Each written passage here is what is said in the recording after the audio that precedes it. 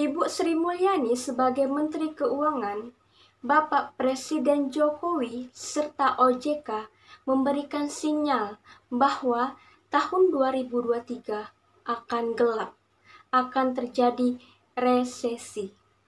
Nah, apa itu resesi dan apa dampak resesi itu sendiri? Simak videonya.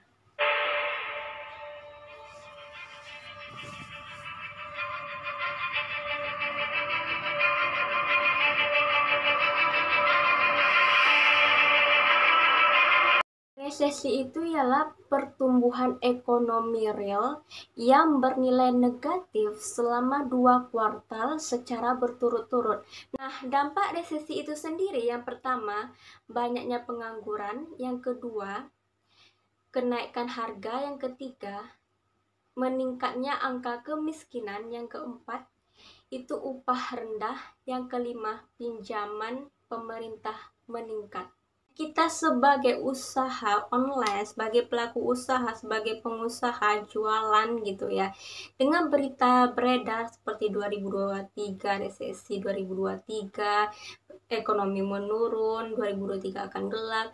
Kalian di sini ada nggak kayak merasa takut, merasa cemas gitu, jadi tidak fokus apa yang kalian lakukan, apa yang kalian kembangkan gitu. Tetap tenang ya, tetap tenang, jangan terlalu dipikirkan. Yang penting apa yang kita lakukan sekarang ya udah lanjutkan aja, fokus apa yang kalian inginkan, kembangkan skill-skill yang kalian punya ya.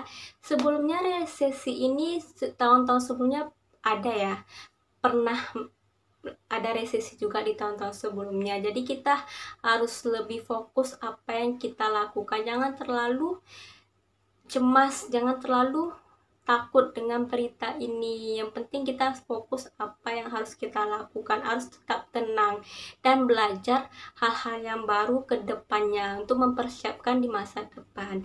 Nah, saya buat video ini saya akan memberikan 5 tips ya untuk kalian ya. Misalnya terjadi 2023 resesi, ini kalian harus tahu tipsnya supaya tidak rugi dan tidak boncos ya. Saya akan kasih tahu rahasianya ya. Yang pertama itu, kita sebagai pelaku usaha itu harus ada limit purchases ya.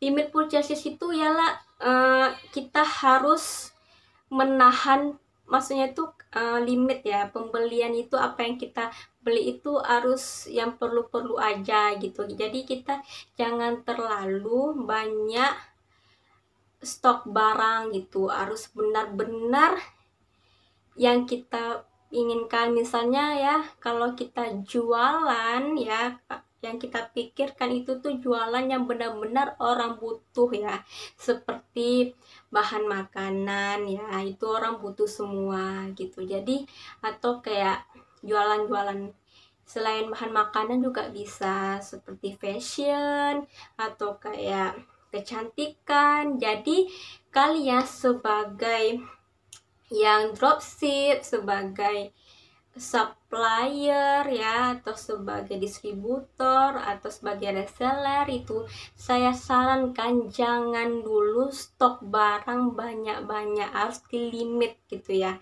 Apalagi misalnya kalau kalian jual bahan makanan, kalau ada expirednya ya, palingan kalau expired itu kalau makanan paling lama 1 tahun ya, atau 2 tahun tergantung makanannya apa. Jadi kalau jualan makanan itu kalian jangan stok barang banyak dulu deh, harus stoknya itu yang sedikit-sedikit aja gitu, berwanti-wanti gitu ya. Jadi saya sarankan kita harus melimit dulu gitu.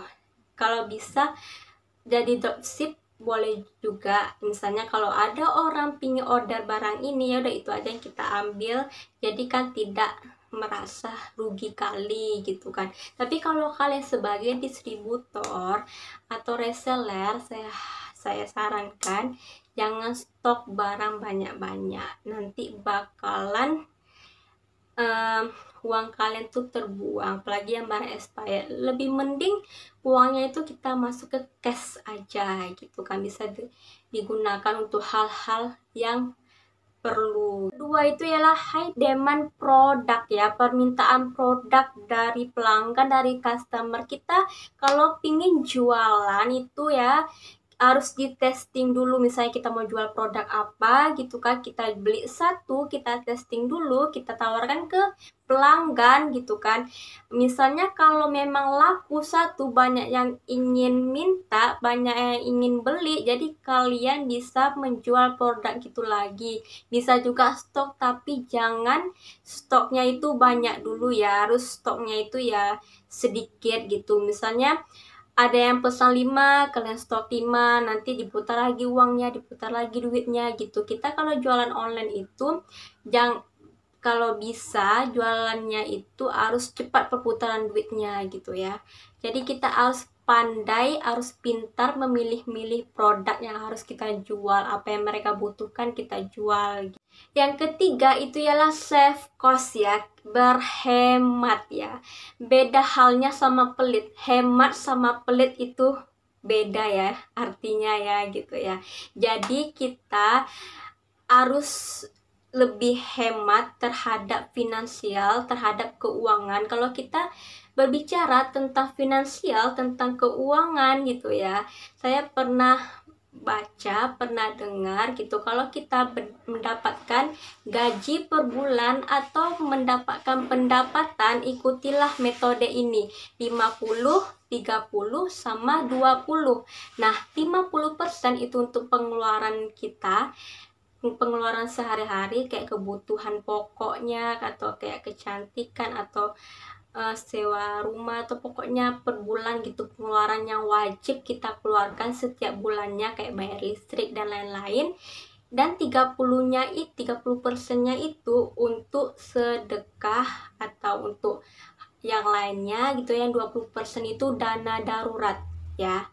Nah, kita harus mempersiapkan itu, kita harus pandai, harus bisa memilah-milah, harus bisa mengatur keuangan dengan baik ya. Jadi kita harus berhemat apa biaya-biaya yang harus kita lakukan gitu kan, biaya-biaya yang harus kita keluarkan, apa yang kita perlukan gitu harus kita pilah gitu ya. Jadi ada pepatah kata, kita beli itu tuh apa yang kita butuhkan, bukan apa yang kita inginkan. Kecuali kalau kita memang ingin beli barang ini, nabung gitu ya. Ya udah, kita harus nabung berapa bulan, pingin beli, kalau udah tertabung baru kita beli barang yang kita inginkan gitu kan. Tapi yang nomor pertama itu kita harus membeli apa yang kita butuhkan.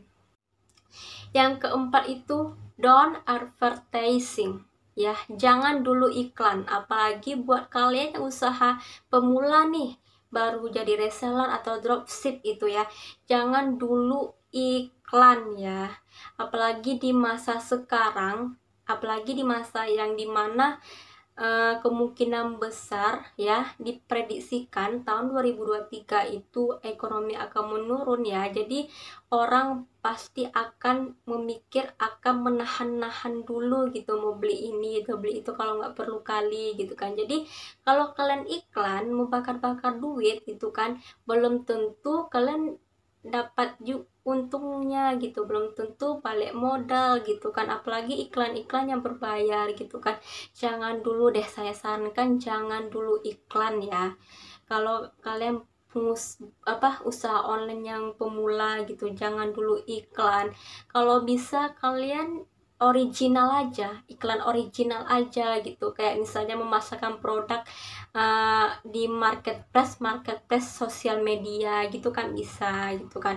Kalian bisa mempromosikan ke teman-teman dekat atau mempromosikan di grup komunitas gitu kan. Masih banyak cara gratis untuk mempromosikan barang kalian, mempromosikan produk kalian yang kalian jual tanpa iklan, tanpa keluar uang sepersen pun, hanya modal kuota dan HP doang ya.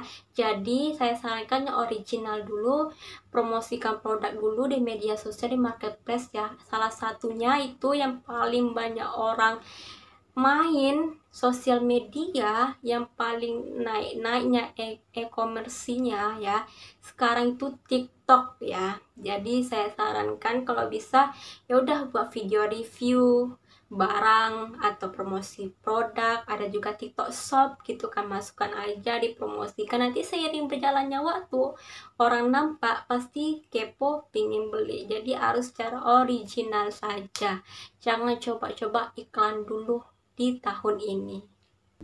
Yang kelima ya, yang kelima ini kalian harus lakukan ya, harus lakukan, jangan malas-malas, harus mencoba, jangan takut kegagalan, harus coba ya. Itu cobalah kembangkan skill yang kalian punya, belajarlah hal-hal yang baru yang kalian sukai, yang kalian inginkan, kembangkanlah ya. You more learn, you more earn ya. Semakin banyak kamu belajar, semakin banyak menghasilkan ya.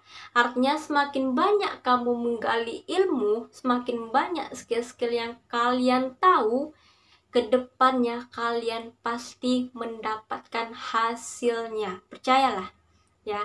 Jadi kembangkan skill yang kalian punya, apa yang kalian suka, kembangkan. Misalnya kalian hobi memasak, ya udah kembangkan skill masaknya, buka usaha catering. Atau hobi buat kue, ya udah buat usaha kue di rumah-rumah gitu ya.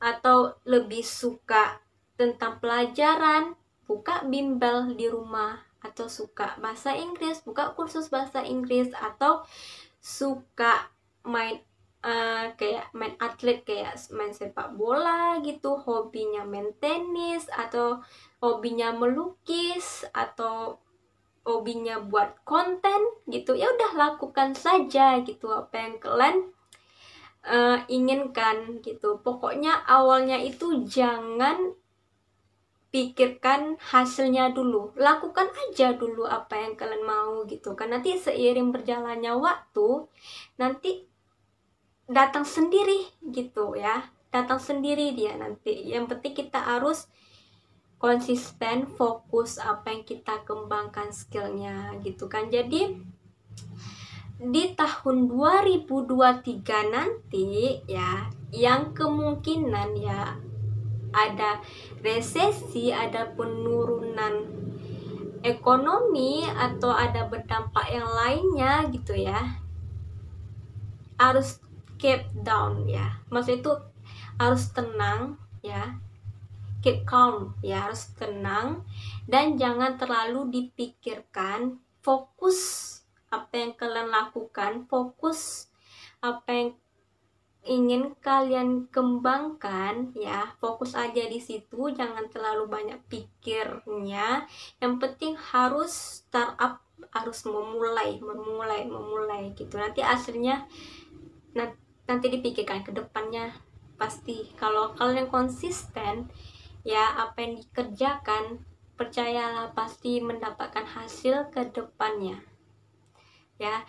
Nah, itulah sedikit tips ya dari saya, 5 tips ya dari saya pribadi mengenai jualan online kalau kita menghadapi resesi di tahun 2023 nanti.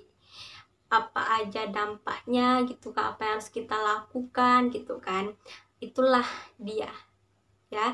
Jadi jangan lupa ya di subscribe channel saya, di like, komen, dan share supaya kita semua dapat ilmunya ya, harus saling berbagi.